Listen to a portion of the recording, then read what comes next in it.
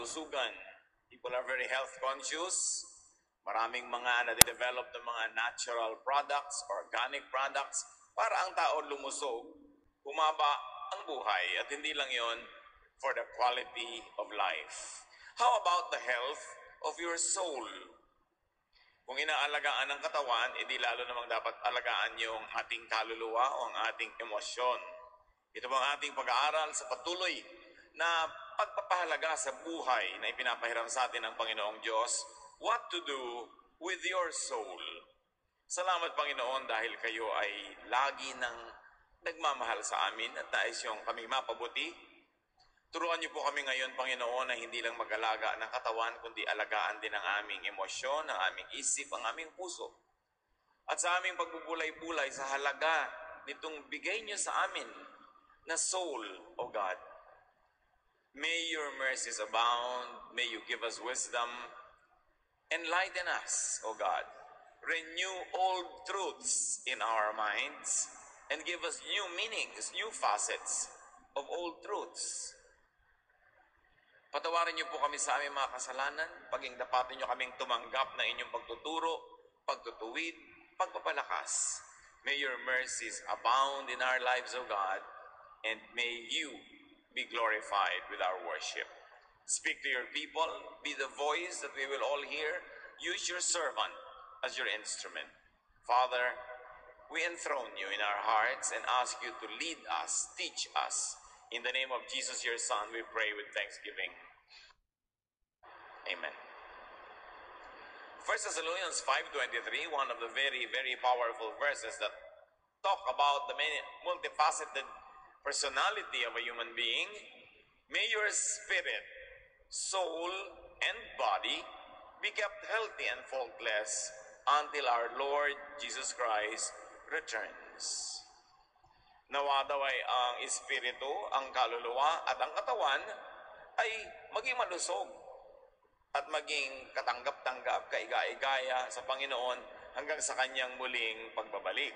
Or until Jesus reigns completely in our hearts. Pareho lang naman ang effect yun. Ang second coming, ang pagbabalik ng Panginoon, o yung maganap ang paghahari niya sa puso ng tao ngayon pa lamang. What to do with your soul then? Ano ang marapat na gawin upang ang ating kaluluwa na tinatawag ay mapabuti?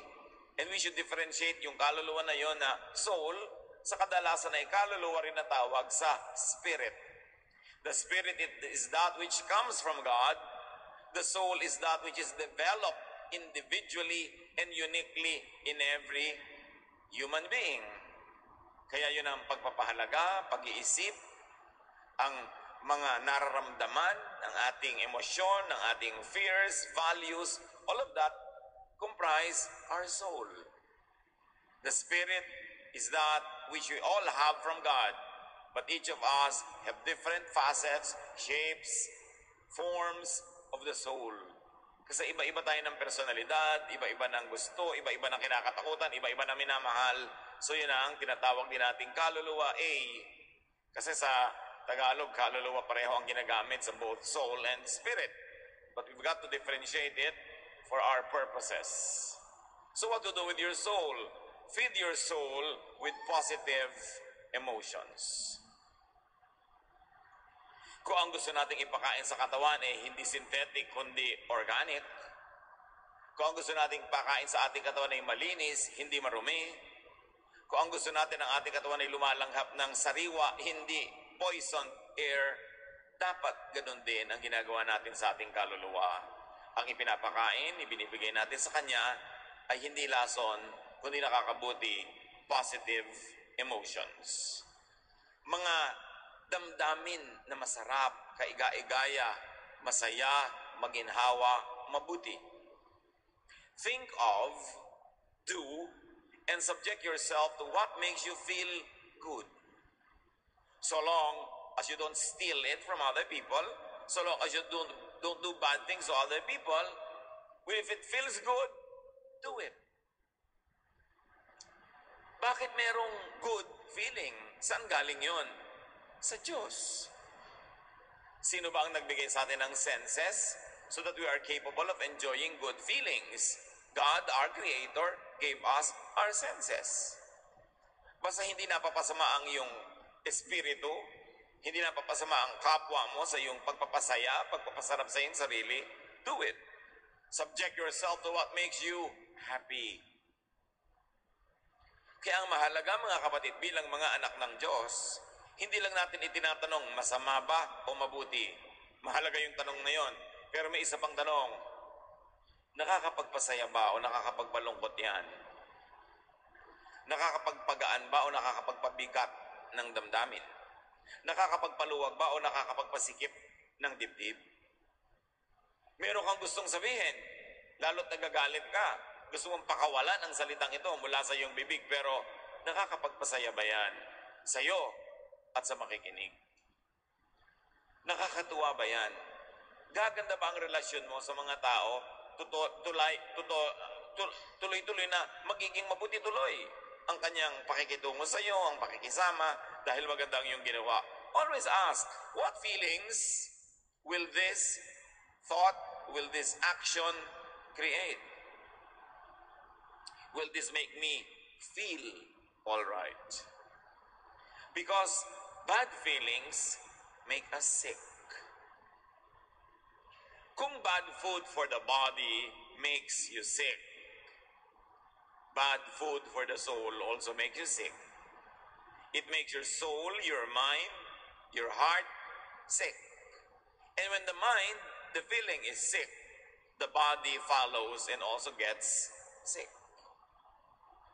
Kaya maraming mga pasyente, mga kapatid, hindi malaman ng mga doktor kung anong problema, bakit ang daming sakit o symptoms. Ayaw lumabas ng anumang sakit sa mga lab tests, mga pagsusuri, kasi wala naman palang physical sickness. Merong mental sickness, emotional sickness. Walang sickness of the body, merong sickness of the soul.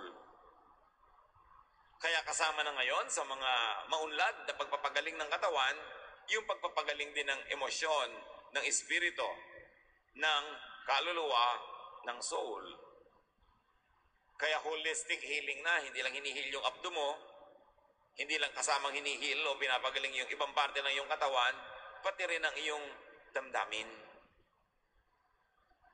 At napatunayan yan at patuloy na papatunayan ng siyensya na ang mga pasyenteng masayahin ay mas madaling gumaling. Mas madaling ang katawan nila ay sumagot at tumugon sa gamot, sa mga iba't ibang therapy, sa iba't ibang protocols na ginagawa sa kanila. Kaya pinapasaya mo rin ang pasyente, pinapasigla dahil nakakatulong. Take care of your emotional health. Ecclesiastes 11:9. Be cheerful and enjoy life while you are young. Do what you want and find pleasure in what you see. But don't forget that God will judge you for everything you do. Akala ng marami, lagi na lang na ang ending pala nung don't forget that God will judge you, therefore huwag ka mag-enjoy dahil uhusgahan ka. No. Pinag-enjoy ka, pinagsasaya ka sa buhay, huwag mo lang kakalimutan na mananagot ka sa Diyos. Ibig sabihin, yung enjoyment mo dapat tama. Yung enjoyment mo hindi masama sa kapwa at hindi masama sa'yo, pero gawin mo. Maging conscious ka lang na merong pagsusulit. Ano naman na mag-enjoy ka kung papasa ka naman doon sa pagsusulit matapos yun. But the central theme of Ecclesiastes 11:9 is to be cheerful. Be cheerful. Maging palangiti, palabati, maging magaan ang kalooban, masayahin kahit hindi masaya. Hindi mo kailangan, kapatid, maging cheerful kung happy ka Because when you're happy, you will naturally be cheerful. Although, there are people na happy na nga, hindi pa rin cheerful. Sobrang pag-aaksaya ng kaligayahan, yung maligaya ka na, hindi ka pa nagpapakaligaya.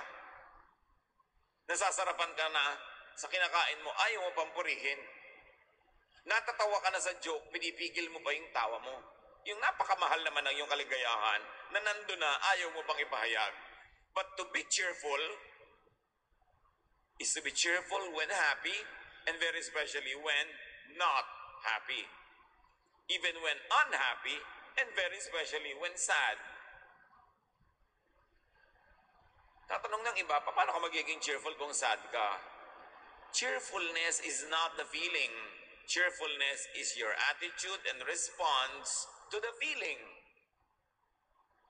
So kung ikaw'y nalulungkot, meron kang problema, pwede mo yang tawanan, pwede mo nga hanapan ng nakakatawa, o at least huwag kang manimangot, huwag kang mang-away, huwag kang maging aburido. Cheerfulness yun. Cheerfulness is not the actual feeling. It is the attitude and reaction to the feeling. So you need to be cheerful, especially when you're sad. Turn bad feelings into good feelings. And if they are so bad that you cannot turn them into good feelings, at least turn them into neutral feelings. Because it is good for your body, for your mind, to feel good or to feel less bad. So why be cheerful in spite of sadness? Because cheerfulness could trigger happiness. Pagka malungkot ka at pinapasaya mo ang iyong sarili, napakalaki ng pag-asang magtagumpay ka at sumaya ka nga. Pero kung malungkot ka na, papalungkotin mo pa ang sarili, dadagdagan mo pa ng paninimangot, ng pagmumukmuk, dadagdagan mo pa ng paghiwalay sa mga tao, paglayo, lalo ka siyempreng lulungkot. Kung bumabagsak, bumubulusok ang feelings mo, pababa ng pababa, anong dapat mong gawin? Pataasin, reverse it. And your feelings will not change unless there is a good reason for it to do so. And when you don't have good reasons to feel good, be cheerful and you will begin to reverse the process. Pag maraming problema ang pamilya, mas dapat silang maghanap ng nakakatawa, ng nakakapagpasaya, kesa lalo nilang palalain ang kanilang sitwasyon. Psalm 43 verse 5. Why am I discouraged? Why am I restless? I trust you, and I will praise you again because you helped me, and you are my God. Nakita natin dito isang classic case of a negative feeling, discouragement and restlessness, anxiety, worry, fear, very negative. At sabi niya, bakit nga ba ako ganito? Samantalang nagtitiwala naman ako sa inyo, o Panginoon kong Diyos. At dahil negative ang feelings ko, at dahil kilala ko kayo at nagtitiwala ako sa inyo, papalitan ko ang feelings ko, gagawa ako, iimbento ako ng paraan na maiba to, pupurihin ko kayo. Dahil talaga naman kahit anong nararamdaman ko, anong sitwasyon ko, bagay kayong purihin. At dahil naman tinutulungan niyo ako lagi, so pupurihin ko kayo at kayo ang aking Diyos. At bakit niya gagawin yun? Kasi alam niya na pag pinuri niya ang Diyos, sa kabila ng nararamdaman niyang discouragement and restlessness, fear, anxiety, worry, maiiba ang nararamdaman niya. Magsisimulang bumagal ang kanyang pagbagsak hanggang tumigil ito at magsimulang siya ay umakyat na muli. Kaya mga kapatid, praise God not only because of the good things that happen, but praise God when things that happen don't look good.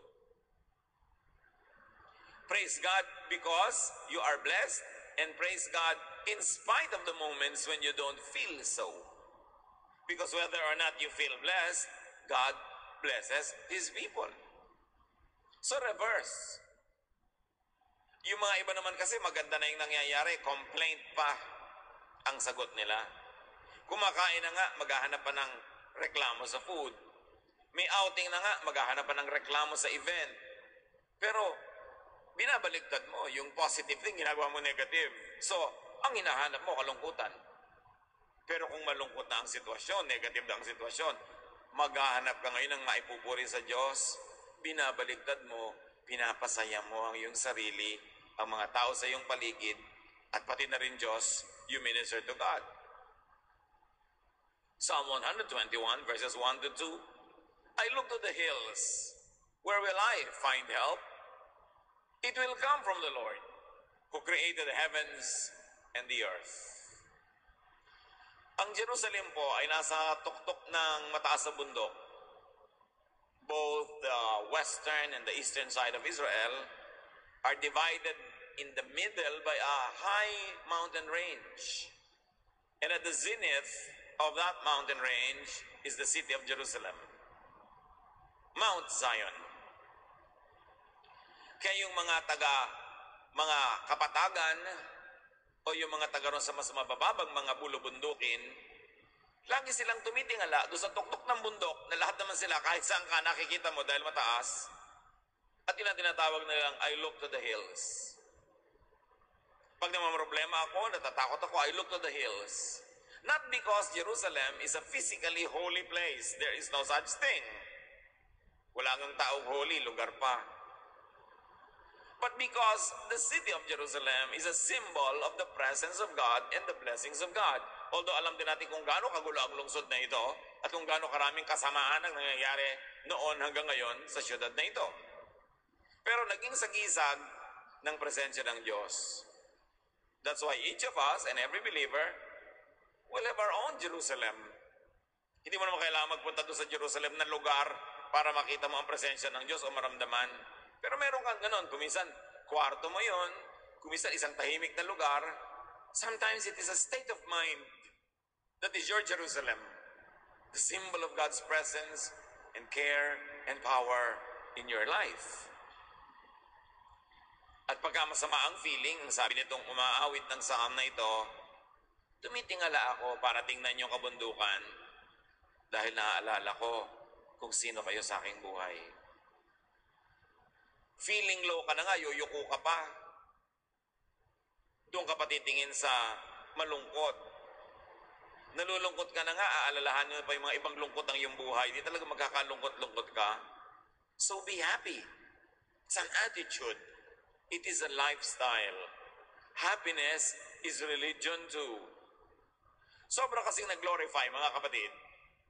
Yung pagdurusa, pagtitiis, pagtitika, yung mga sobrang pagkokontrol sa mga gustong gawin, pagpapahirap sa sarili.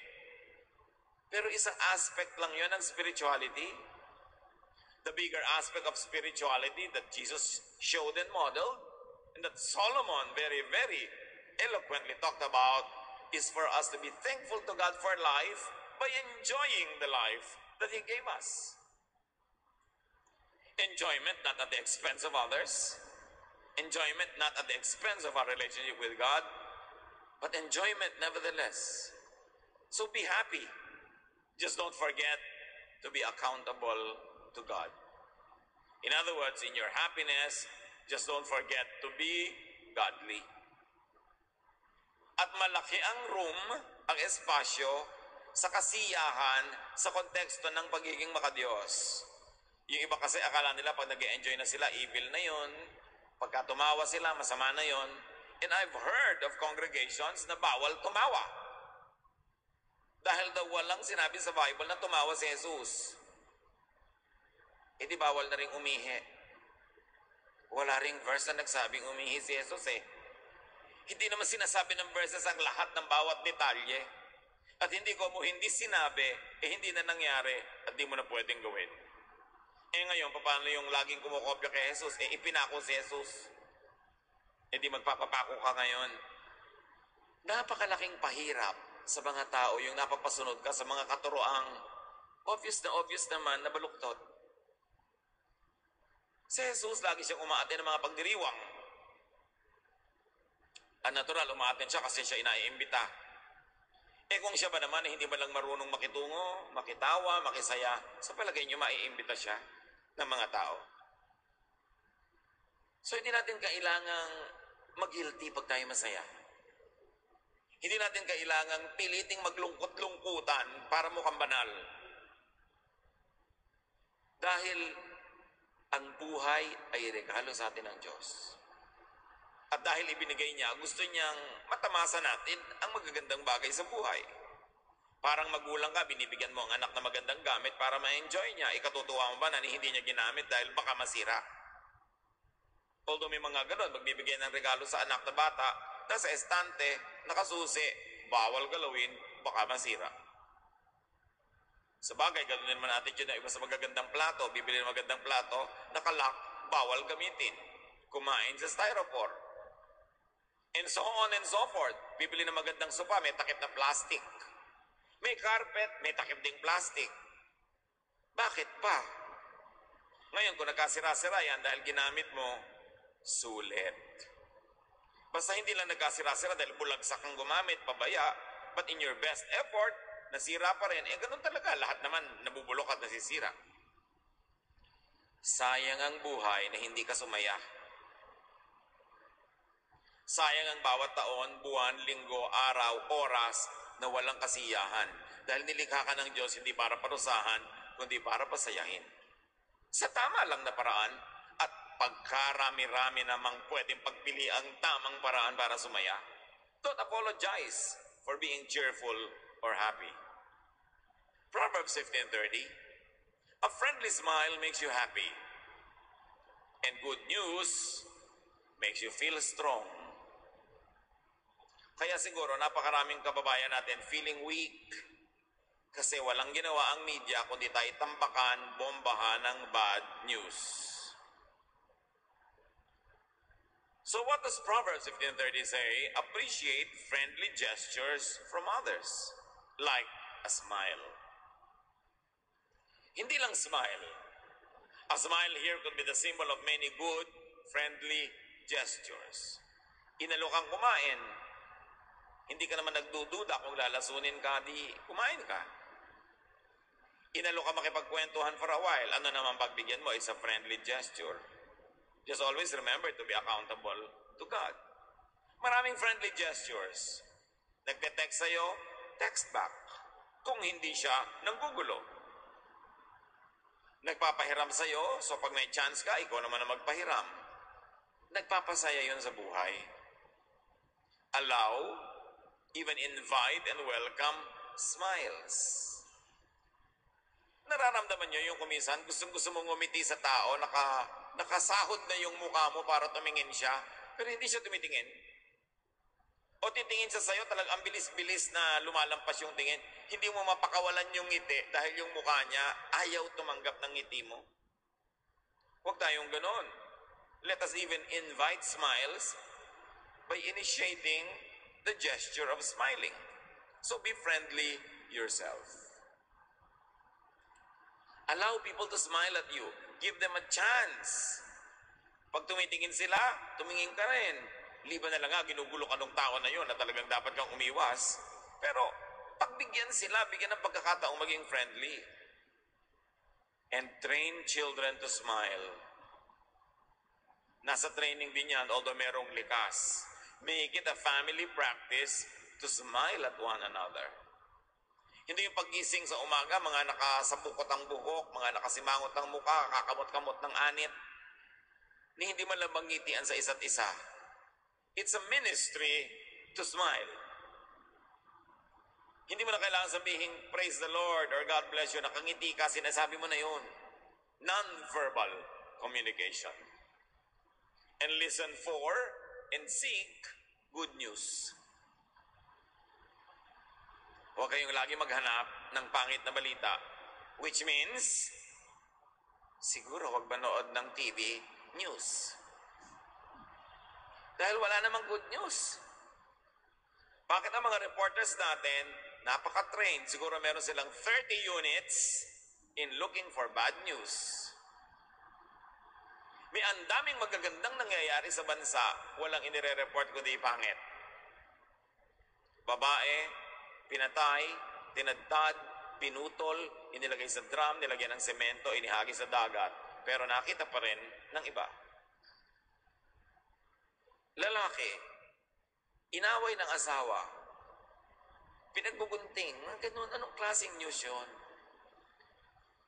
Minimize the intake of bad news. At pati ba naman nag-away yung magkasintahang artista nasa prime television news? Anong kinalaman nun sa buhay ng bansa? So avoid the intake of poison. Bad news poisons our hearts. nakakasira ng loob, nakakagalit, nakakatakot kumisan, sensational pa ang balita, di ba? 15 patay. 15 baka po ang namatay ngayon sa palengke dahil kinatay. Yung pala yung news. Pero kung ano-ano yung mga headline para bigla ka na lamang makinig. Piliin nyo mga kapatid ang ipinapasok sa inyong tenga at tinitingnan yung mata dahil diretso yan sa utak. Tingnan ninyo kung gaano kalapit ang butas ng tenga sa utak ng tao, nandun na sa loob. Ang papasok dyan, bad news. Anong laman ng brain nyo? Poison. How will you feel? You will feel poisoned. How will you speak? How will you act? You will speak and act like a poisoned person. Kaya pinipili. And minimize the spreading of bad news as well. Chismis pa lang, hindi pa confirmed, ipapass mo na agad, forward na agad. Ang dami-dami pang pagpapadalan, isang click ng send, ang bilis magkalat ng bad news. Pag may natatanggap kayo ng mga bad news na hindi nyo naman confirm, why send it to people? To scare them? Sometimes we feel that we're responsible. We feel that we have to tell them so that they could be warned. But what we don't always become conscious of is many times we only give them needless scare. Tinatakot lang natin ang hindi naman kailangan. Napapahirapan lang natin ang loob ng hindi naman dapat. So tayo ang nagdala ng lason sa kanilang buhay. At dahil sa pagpapaunti natin mga kapatid ng mga lason, minimize sumbungan. Mga sumbong-sumbong na ang nangyayari lang naman, nag-aaway-away ang mga tao, yung alam mo, chinichismis ka niya, natural. Meron bang taong hindi nagchichismisan? Meron bang magkumaring hindi nagchismisan? Oh, come on.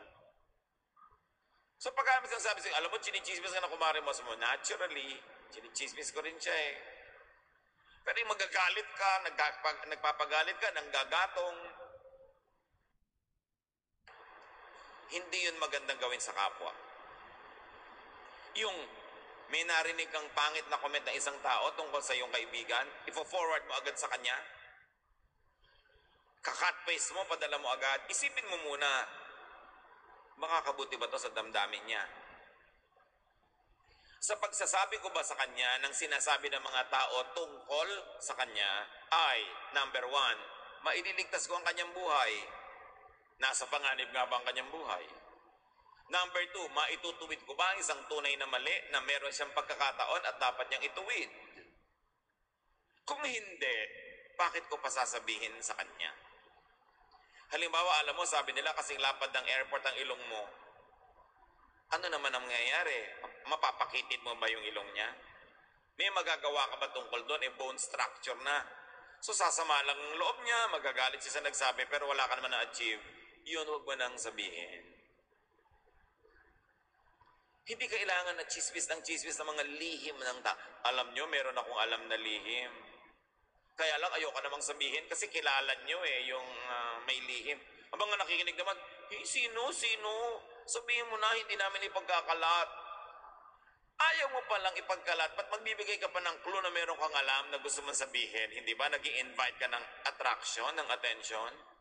Yung mga lihim na iniingatan ng mga tao kaya tagal-tagal, hindi naman dahil sila'y masama o nagkukunwari, kundi alam nilang malupit at maraming mga chismosang naninira ng buhay ng may buhay, itinatago na lang nila yung hindi dapat malaman, ikakalat mo, ano ka, agent of God or agent of the devil?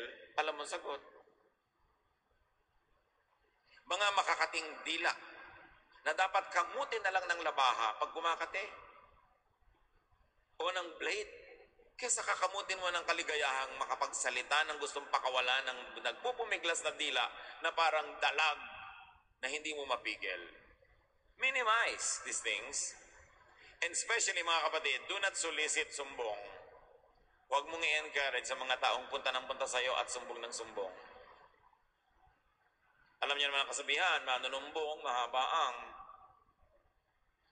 Dahil pag may sasabihin, alam mo kumare, may sasabihin ako sa'yo, huwag na, kung makakagalit lang yan, wala naman akong kamatayan na dapat iwasan o wala akong napakalaking kasinungalingang dapat ituwid, huwag mo nang sabihin. Dahil magagalit lang ako. Pag nagalit ako, magsasalita ako laban doon sa sinumbong mo, babalik ka naman doon, yung sinabi ko ang uulitin mo sa kanya, dahil yun ang ginagawa mo ngayon nagchichismis ka Discourage that.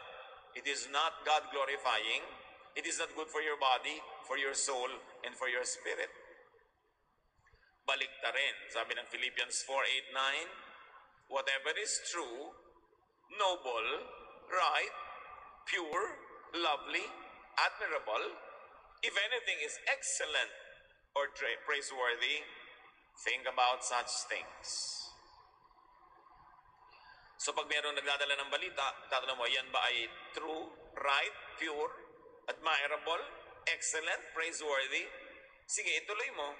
Pero kung hindi, wag na lang, malalason ang isip ko dahil may lason ang bibig mo.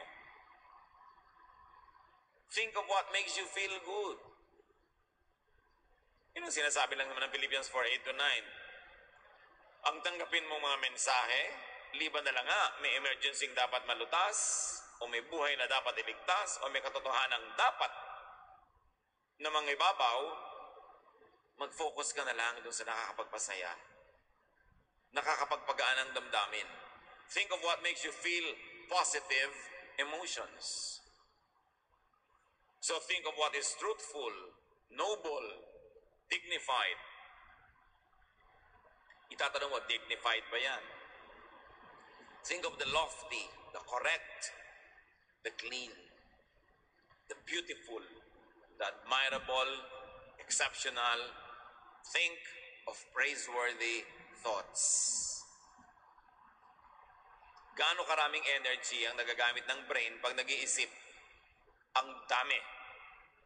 Sayang naman kung inubusan mo ng energy, negative things lang. Think of praiseworthy about people, about events, about things. Your soul is equivalent to your thoughts and feelings.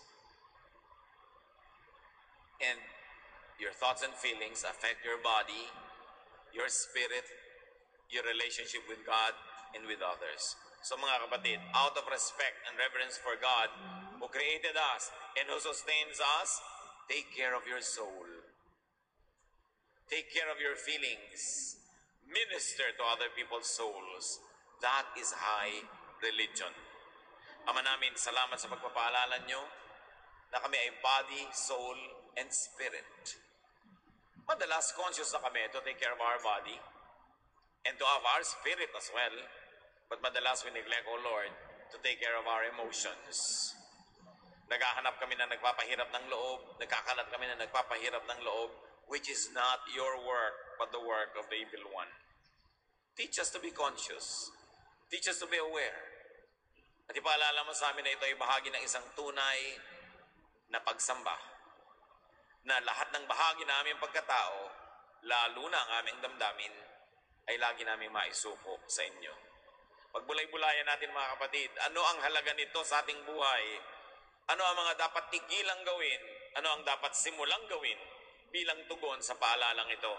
Ama namin, suriin niyo po kami at bigyan ng karunungang mailapat sa aming buhay ang diwa ng mensaheng ito. Naniniwala kami ito'y paalala ninyo, makabubuti sa amin, turuan niyo kami kung paano ito paiiralin, paghahariin sa aming buhay. Spend some time with the Lord in silent reflection.